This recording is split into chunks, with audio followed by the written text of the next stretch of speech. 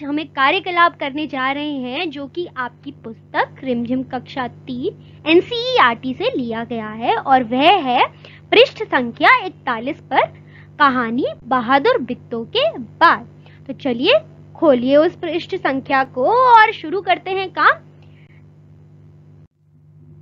तो मैंने तो खोल ली पृष्ठ संख्या 41। चलिए देखते हैं क्या काम करना है हमें।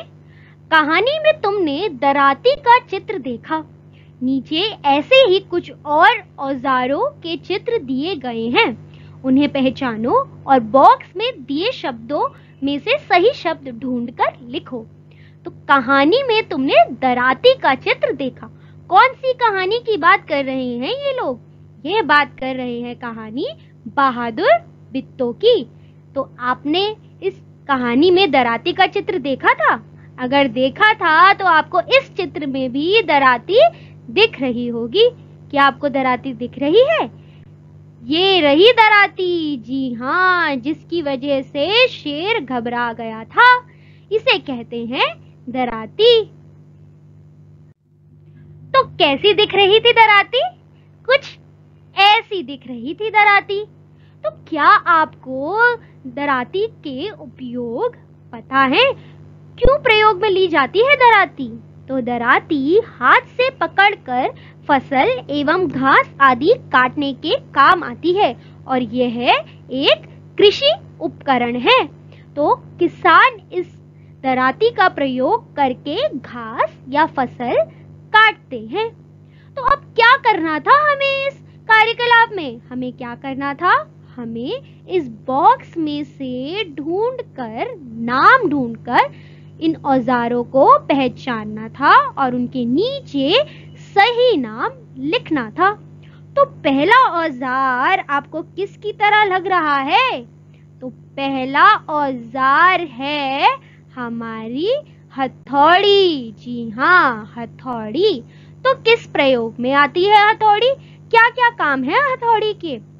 तो हथौड़ी का ज्यादातर काम ये है कि ये किसी भी कील को धंसाने के प्रयोग में या फिर अलग अलग भागों को जोड़ने के प्रयोग में या किसी चीज को तोड़ने या पीट कर बड़ा करने आदि के लिए उपयोग की जाती है। इसे कहते हैं हथौड़ी। जी हाँ, क्या आपके घरों में ये हथौड़ी का प्रयोग होता है? चलिए आते हैं अब दूसरे चित्र में। तो क्या है ये चित्र? देखिए ये कितना पैना है यहाँ से और यहाँ से इसे आराम से पकड़ा जा सकता है। तो किस काम आता है ये और नाम क्या है इसका?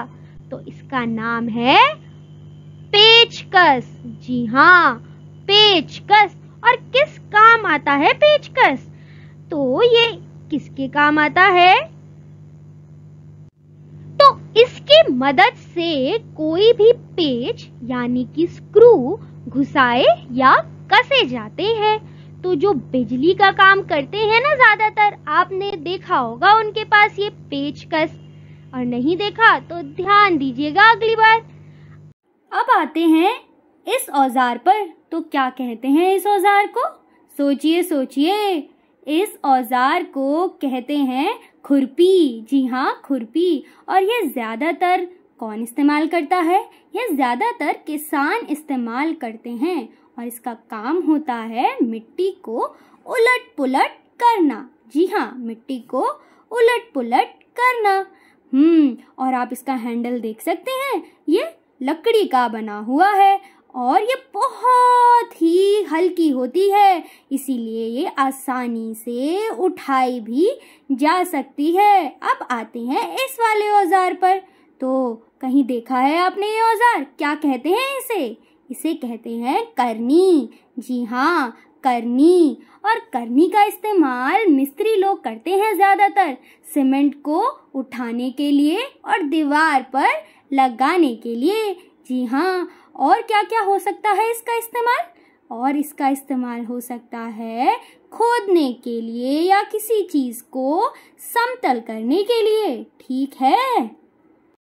अब बचा ये वाला औजार। यह औजार तो आपने कई जगह देखा होगा। तो इस औजार का नाम क्या है? इस औजार का नाम है आरी। जी हाँ, आरी। और इस औजार को ज्यादातर फर्नीचर जैसे कि टेबल, कुर्सी, मेज ये सब बनाने के उपयोग में आता है।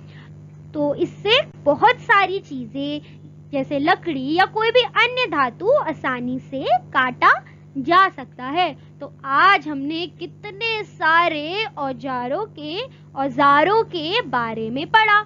दराती, हथौड़ी, पेचकस, करनी, खुरपी और आरी। अगर आपको इन औजारों के अलावा कोई औजार के नाम पता है तो जरूर बताइएगा मुझे और उसके प्रयोग भी बताइएगा।